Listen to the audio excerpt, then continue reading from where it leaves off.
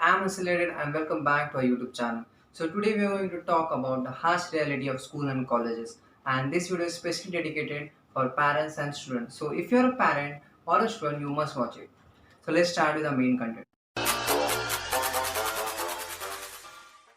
जैसे कि हम सब जानते हैं कि बचपन से लेके आज तक मतलब फर्स्ट स्टैंडर्ड से लेके 12th तक मैं एलकेजी और यूकेजी को काउंट नहीं कर रहा हूँ, ठीक है। मैं फर्स्ट लेके 12th तक काउंट कर रहा हूँ। तो इस 12 साल में जो भी हम पढ़ते हैं, हम क्यों पढ़ते हैं? पॉइंट आता है हम 12 साल क्यों पढ़ते हैं? आगे जाके हमें अच्छी जॉब मिले, जैसे हम पैकेज में कमा पाए, हम खुद सेल्फ इंडिपेंडेंट हो सके, सेल्फ फाइनेंशियल फ्रीडम हो सके और अपने फैमिली की भी रिस्पॉन्सिबिलिटी ले सके। लेकिन क्या ऐसा होता है 12 साल सीखने के बाद एडिशनल डिग्री कॉलेजेस करने के बाद क्या हमें अच्छा जॉब मिलता है?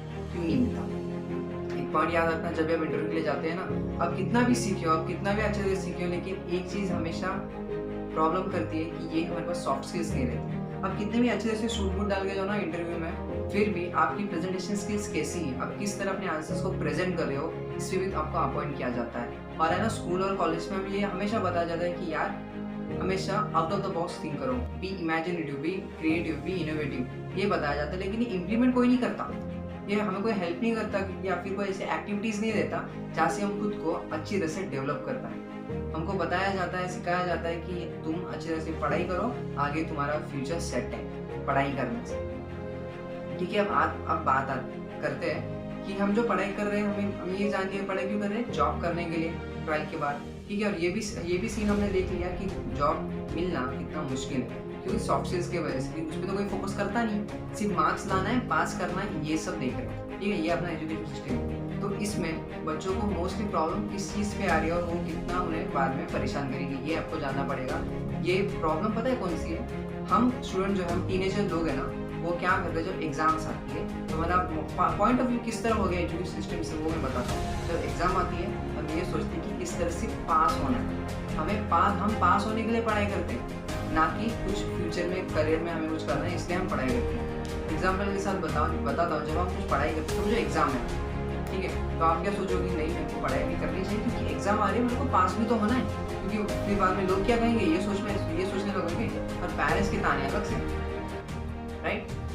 तो मुझे ये कहना है, इस चीज़ से बाहर निकलने का एक ही रास्ता है, वो ये कि जब भी आप पढ़ाई करो ना, तो ये सोच के पढ़ाई करो कि ये जो पढ़ाई है आपको करियर में हेल्प आने वाली है। क्योंकि अगर आपका विजन पहले से क्लियर हो कि मुझे आगे जाना, 12th के बाद मुझे बड़े होकर मेरा अल्टीमेट लाइफ टाइम गोल आपको पता हो कि मुझे आगे जाके ये बनना है, तो उसके लिए आप ये पढ़ाई करो, तब जाके आपकी पढ़ाई अच्छे से हो पाएगी। क्योंकि वो आपका PMF होगा, प्राइमरी मोटिवेटिंग फैक्टर। पता है PMF मतलब क्या है? Primary motivating factor. अगर आप एक चीज़ को मोटिवेट करने के लिए, सेल्फ मोटिवेट करने के लिए रख रहे हो ना, तो वो आपकी PMF होगी। फॉर एग्जाम्पल, जब आप पढ़ाई अपने करियर के लिए कर रहे हो ना, मार्क्स पास होने के लिए नहीं, पास होने के लिए सब पढ़ाई करते हैं, रट्टा मारते हैं, लेकिन जब आपके दिमाग में वो रहेगा ना कि हाँ मुझे पढ़ाई करनी है क्योंकि आगे जाके मुझे करियर में हेल्प करने वाला है, तब जाके आपका PMF बनेगा। तो ये याद रखिए, जब पढ़ाई करोगे ना, कॉलेज में हो आप स्टूडेंट, आप स्कूल में हो, तब आपका PMF जानना बहुत ज़रूरी है। आपको PMF कब पता चलेगा, कैसे यूज़ होगा वो? जब आप खुद जानोगे कि आपको ये पढ़ाई क्यों करनी है। पास होने के लिए बिल्कुल नहीं, अगर आप सोच रहे हो पास होने के लिए पढ़ाई करनी है, तो आपका PMF लेवल 0 होगा और आपका जो थिंकिंग लेवल है ना, वो पहले से डाउन हो चुका होगा, ठीक है। तो ये अगर चेंजेस करते हैं तो आपका हेल्प ज़रूर होगा। अब बात करते हैं कि आगे जाके, मतलब जब स्कूल कॉलेजेस में जाने के बाद, जब आपके पास कुछ अलग से थिंक करते हो आप, तब आना आपको ऑब्स्टेकल क्या होते हैं? सबसे पहला ऑब्स्टेकल लोग क्या कहेंगे बाद में, पहले पेरेंट्स से डीमोटिवेट करते हैं। फॉर एग्जाम्पल मैं एक बात बताता हूँ, अभी लॉकडाउन के इस पूरे सीन में मोस्टली स्टूडेंट जो है ऑनलाइन का बहुत कुछ कर रहे हैं, अर्निंग एंड ऑल, ठीक है, राइट। देन अब मेरी एक फ्रेंड है, तो उससे मेरी बात हुई, उसको है ना मतलब पढ़ाई में ज़्यादा ध्यान नहीं है, ठीक है, पढ़ाई में ध्यान नहीं है उसका, लेकिन म्यूज़िक में उसका इंटरेस्ट है। तो उसने अपने पेरेंट्स से कहा कि पापा मुझे गिटार चाहिए, मुझे यूट्यूब चैनल खोलना है, मुझे सिंगिंग में इंटरेस्ट है। तो उसके पापा ने कहा नहीं, वो तो तेरी आदत है, तू 2-3 दिन करेगी छोड़ देगी। तो ऐसे पेरेंट्स को नहीं करना चाहिए।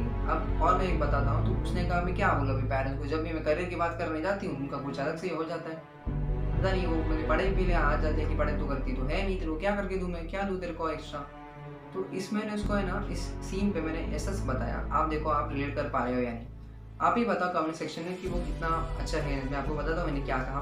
मैंने उससे कहा देखो, अभी सभी के पेरेंट्स में से ना पापा हमेशा कमाते हैं, मोस्टली है ना, मतलब जो मॉम्स रहती है हाउसवाइफ रहती है। रेयरली हमारे यहाँ जो हाउसवाइफ मॉम्स रहती है वो काम पे जाती है, ठीक है, लेकिन मोस्टली मॉम्स हाउसवाइफ रहती है। तो मैंने उससे पूछा कि ठीक है फिर आंटी, में एक बात बताओ कि आंटी है ना, उन्होंने कहाँ तक पढ़ा है? तो उसने कहा कि नहीं, माँ ने तो बीएड किया है। तो मैंने उससे ना, मेरा दिमाग ग्लो कर दिया बल्ब में। तो मैंने उससे पूछा ठीक है, अब सोच तू कि तेरी मतलब मम्मी के पेरेंट्स ने इतना पैसा डाला होगा तेरे मम्मी को पढ़ाने के लिए, राइट, बीएड किया उन्होंने, ठीक है। तो उसके बाद अभी शादी होने के बाद तेरी मम्मी खुद हाउसवाइफ है, और जो उन्होंने इतना सीखा उनके एजुकेशन में, उनका 1% में क्या वो इम्प्लाई कर रही है, इम्प्लीमेंट कर रही है लाइफ में? उससे कुछ तो इनकम आ रहा है, इतना पढ़ा उन्होंने, कुछ तो किया, अब तो घर को संभाल रही है, कुछ इनकम सोर्स कर रही है, जो उन्होंने पढ़ा है उनसे नहीं हो रहा, नहीं हो रहा, राइट। तो उसके उनको बोलना चाहिए ना पेरेंट्स को कि आपने इतना पढ़ा है फिर भी आप खुद हाउसवाइफ है, तो मुझे अब पढ़ा के क्या एक्सपेक्ट कर रही है कि मैं क्या करूँ? मुझे जिस चीज़ में पैशन है मुझे वो करना है, मुझे कैरी फॉरवर्ड करना है उसको, लेकिन आप कर रहे नहीं दे रहे। ये पेरेंट्स के लिए एक मैसेज ये देना है कि अगर आपका बेटा या बेटी किसी और चीज़ में इंटरेस्ट है तो उसे करने दीजिए, क्योंकि अभी जो है ना, अभी पूरा जनरेशन बदल चुका है। सिर्फ पढ़ाई क्या है ना, मोस्टली है ना, इंडिया में हमारे इंडियन सोसाइटी के अनुसार हर बच्चे को यही लगता है कि सीखने के मोस्टली इंजीनियरिंग कर सकता है, या फिर डॉक्टर बन सकता है, या फिर कुछ और एक्स्ट्रा करिकुलर में कुछ तुक्का लगा के स्पोर्ट में कर दिया, तो इतना ही। लेकिन अभी करियर के है ना, हज़ारों और करोड़ों ऑप्शन है। आप 3 ऑप्शन पे मत जाइए, मैं साइंस लिया, कॉमर्स लिया, आर्ट्स ले लिया, अब मैं इंजीनियरिंग करूँगा या फिर डॉक्टर करूँगा, या फिर कुछ ना कुछ, मेरे को डांस में इंटरेस्ट है तो मैं डांस में करूँगा। इसके अलावा भी बहुत कुछ चीज़ें हैं, बहुत कुछ, डिजिटल मार्केटिंग है, अपडेट मार्केटिंग है, बहुत सारी चीज़ है, इसके अलावा भी बहुत सारी चीज़ें हैं, लेकिन आपने ना कभी ढूंढा ही नहीं होगा। पता है, अगर मैं आपको है ना, तब आपके सामने कोई भी पूछ ले ना कि बेटा आपको क्या करना है लाइफ में, तो किसी का आंसर भी रेडी नहीं होगा। नहीं, अभी तो फिलहाल मैं 12th में हूँ, मैं पढ़ाई कर रहा हूँ साइंस की, और उसके बाद में मेरे को क्या करना है मैंने सोचा नहीं, पर मैं सोच लूँगा। भाई इतना लेट मत करो, अभी टाइम है ना लॉकडाउन का, सोच लो आगे करना क्या है, क्योंकि अभी नहीं कर पाओगे ना तो लाइफ में तुम कभी डिसाइड ही नहीं कर पाओगे, क्योंकि आगे जाके तुम्हें डिसाइड करना ही है ना, तो अभी कर लो ना, क्या जाता है उसमें। और एक है ना, हमारे जो टीनेजर है उनकी प्रॉब्लम देख लो, ठीक है, ये स्कूल्स और कॉलेजेस में हमने इतना वक्त जो डाला है ना, उसमें हमारे पॉइंट ऑफ व्यू जो है ना पूरा खराब हो चुका है। मतलब स्कूल्स किस लिए? हमें बेहतर बनाने के लिए, बेहतर से और बेहतर बनाने के लिए, राइट। लेकिन क्यों नहीं बनते? 12 साल पढ़ने पर भी, 12 साल स्कूल में पढ़ने पर भी जो हमें मतलब फैमिली की तरह लगता है स्कूल, जहाँ पे हम इतनी अच्छी बातें सीखते हैं, राइट। तो जब इंटरव्यू के लिए जाते हैं तब हमें ये करके क्यों निकाला जाता है कि आपके सॉफ्ट स्किल्स नहीं है, आप अच्छे से प्रेजेंट नहीं कर पाओगे और आप नहीं कर सकते आगे जाके। तो ये क्यों बताया जाता है, ये रीजन क्यों बताया जाता है, क्यों रिजेक्ट किया जाता है इंटरव्यू में? अब ये गलती बच्चे की रहती है।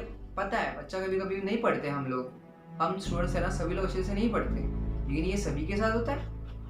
आपको तो पता ही होगा सोशल मीडिया पे इंजीनियर्स को कितना ट्रोल किया जाता है। माना कि engineers are the backbones of our India, but then also they are the most troll person on social media.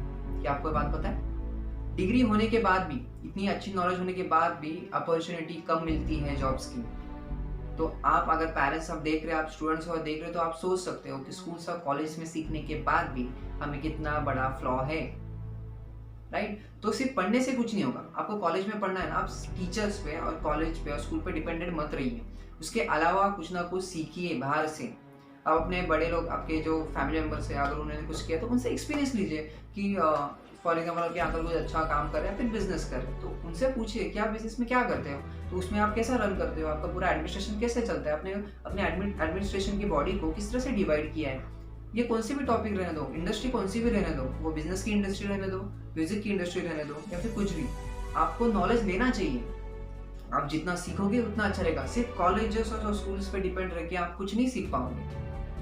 अभी है ना, मोस्टली जो हम टीनेजर्स हैं, आप खुद ही बताओ, जब आप फ्रेंड्स के साथ जाते हो, कोई ये बोलता नहीं यार मैं तो सोच रहा हूँ ना 2-3 साल के बाद मैंने प्लान तो कर दिया, 2-3 साल बाद मैं जब अच्छी तरह से ये कर लूँगा ना, पूरा प्लान में सेट किया, उसके बाद मैं लैम्बोर्गिनी या फिर फरारी तो ले लूँगा।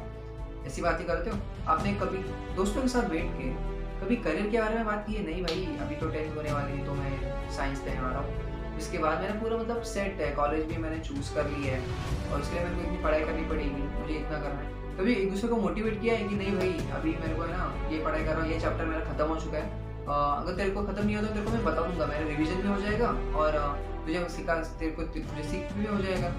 तो इस तरह से कभी अपने फ्रेंड को सपोर्ट किए हैं? ऐसी कभी दोस्ती देखी है? नहीं देखी। हमारी सिर्फ मजाक मस्ती चलती है, लाइफ बर्बाद। तो इस तरह से मत करो यार, समझो लाइफ के एक फेस ऐसा आएगा ना, तुम सोचोगे नहीं यार पहले कर लेते तो अच्छा रहता। ऐसा रिग्रेट ना तुम यूज मतलब फील ना करवाओ। मैं ये रिग्रेट इसलिए बता रहा हूँ कि अभी से करियर के बारे में सोचो। स्कूल और कॉलेज पे पूरा मतलब सबमिसिव मत हो जाओ कि हाँ टीचर जब होमवर्क देगी तब करना है, टीचर जो सिखाएगी उस पर ही निर्भर रहना है। पता है ना, टीचर से भी कभी कभी गलतियाँ हो जाती है। एक क्वेश्चन की वजह अगला मतलब और ही क्वेश्चन दे देते हैं जो अपने सिलेबस में है नहीं, तो टीचर से अगर गलतियाँ हो सकती है तो अब ये बात क्यों नहीं समझ रहे कि हम टीचर्स पे पूरी तरह डिपेंडेंट नहीं रह सकते। एजुकेशन सिस्टम जो है ना हमारा, वो इतना भी अच्छा नहीं है। मैं तो बेस्ट नहीं कह सकता, अच्छा है लेकिन इतना बेस्ट नहीं है। हमें वैल्यूज मिलती है, हम सब वहाँ पे इक्वली पढ़ते हैं, लेकिन उसमें से सिर्फ 2% लोग ही अपनी लाइफ में सक्सेसफुली करियर में सेटल हो सकते हैं, या फिर हो जाते हैं। आप देखो रेशियो देखो गूगल पे जाके कि सक्सेसफुल पर्सन का इंडिया में कितना रेशियो है। मिडिल क्लास के जो बच्चे ना उनके भी है ना अभी डिवाइडेड है। मिडिल क्लास के इसमें एवरेज मिडिल क्लास और लो मतलब पूरा लो मिडिल क्लास, ऐसे रिस्ट्रिक्शंस हैं। तो ऐसा क्यों है? उससे ऊपर आना है ना। तो भाई मेरे को इतना ही कहना है कि स्कूल लाइफ और कॉलेज लाइफ पे डिपेंडेंट मत रहो, कुछ अलग से करो। अलग से मतलब आपको ठीक है, फॉर एग्जाम्पल आपको है ना कुछ ज़्यादा मतलब आपकी इमेजिनेशन अच्छी नहीं है तो आप एक काम करो। आप अगर पढ़ाई कर रहे हो ना, उसमें ही बता देता हूँ ठीक। अगर आपका एक चैप्टर है जो आपने अभी आज लॉकडाउन केस में ऑनलाइन सेक्शन में पढ़ा है ठीक है, उसमें से आपको है ना जो पढ़ा है ना उसमें सिर्फ आधा आपको समझ में आया है, तो अब क्या करोगे? आप यूट्यूब पे उसे सर्च करोगे, आपको हम उस पर है ना कुछ कंटेंट उस डोमेन का मिल ही जाएगा। अनअकैडमी है, खान अकेडमी है, बायजूस है। अनअकैडमी इज द बेस्ट मैं कहूँगा, वहाँ पे भी आपको सब अच्छी तरह से मिल जाएगा, सारा का सारा नॉलेज। गूगल है, यूट्यूब है, तो वहाँ पे सर्च कीजिए। आपको जो आधा समझ में आएगा ना वो रिविजन में हो जाएगा, और जो समझ में नहीं आया आगे का वो भी क्लियर हो जाएगा आपका, राइट। तो इस तरह से अपना दिमाग लगाइए। आपको समझ में नहीं आया ब्लेम मत करते रहिए, try to find answers to that questions. अगर ऐसा करते रहोगे तो कुछ नहीं होगा, ठीक है। सोचने से कुछ नहीं होगा, आपको करना पड़ेगा। अब बात आती है और एक पेरेंट्स की। हम टिपिकल इंडियन पेरेंट्स का क्या रहता है कि जब भी हम पेरेंट्स हमारे पेरेंट्स जब पैसे देते हैं किस बात के, ट्यूशन के, स्कूल के फीस के, तो उन्हें ऐसा लगता है कि नहीं मेरी रिस्पॉन्सिबिलिटी खत्म हो गई, ठीक है, मैं बच्चों को स्कूल में डाल रहा हूँ तो हाँ वहाँ पे अच्छे से सीखेगा। ऑफकोर्स सीखेगा, क्यों नहीं सीखेगा? आप इतना अच्छे कॉलेज स्कूल में डालो तो सीखेगा। लेकिन क्या आपका पर्सनल टाइम अपने बच्चों को दे रहे हो? अपना खुद का पर्सनल टाइम अपने बच्चों को दे रहे हो कि कितनी अच्छे से पढ़ रहा है या नहीं? अब वो जो फ्रेंड सर्कल में है क्या वो मोटिवेटर रहता है उस चीज़ में? आपके फ्रेंड सर्कल में है क्या वो अच्छी बातें करते हैं? क्या वो जब पढ़ाई जब करते हो तो अच्छे से पढ़ाई कर रहे हो, उनका रिवीजन हो रहा है, उनको कुछ समझ में आ रहा है नहीं? अपने बच्चों को आप कितना मोटिवेट करते हो? जब भी आपके बच्चे कुछ नया स्टार्टअप का सोचते हैं, फिर नया आइडिया का सोचते हैं, फिर बिजनेस प्लान का सोचते हैं, क्या आप उन्हें सपोर्ट करते हो? And you know very well the answer. Many times parents knows because उनको लगता है कि बच्चों की टेंडेंसी है ये 3 दिन करेंगे छोड़ देंगे। तो स्कूल में जा रहा है बच्चा तो अच्छे से पढ़ रहा है, लेकिन खुद मेरे को ये कहना है कि पेरेंट्स को बच्चों को खुद का टाइम देना पड़ता है, ठीक है। मोस्टली पेरेंट्स दे पाते हैं, मोस्टली जो फाइनेंशियली अच्छे सेटअप रहते हैं ना पेरेंट्स का, वो अच्छी तरह से खुद का टाइम अपने बच्चों को दे पाते हैं। लेकिन जो मिडिल क्लास के बच्चे हैं ना हम लोग, उनके पेरेंट्स को है ना बहुत से काम रहते हैं, लाइक सीरियसली काम रहते हैं। लाइक एक तो एंड मीट्स को मिलना, लाइक एंड मीट्स हम कहते हैं ना, मंथ के एंड मीट्स को पूरा खर्चा निकालना, वो प्रेशर रहता है अपने पेरेंट्स पे। मम्मी का प्रेशर रहता है जो भी घर में है उनका है ना, उन्हीं चीज़ों से आपको पूरे घर चलाना है। तो उसमें है ना पेरेंट्स बच्चों को इतना वक्त नहीं दे पाते। लेकिन अगर दे दो ना आप कुछ भी मोटिवेशन का बोल दो ना कि नहीं यार ऐसा नहीं किया, ऐसा मत बोलिएगा कि नहीं मेरे बच्चों मैंने ऐसा किया था तुम क्यों नहीं कर सकते। हम बच्चों की टेंडेंसी कि हम है ना बुरा जल्दी लेते हैं और अच्छी बातें है ना कभी लेते ही नहीं, और उसमें से हम हो तो हमेशा है ना वो इग्नोर करेंगे।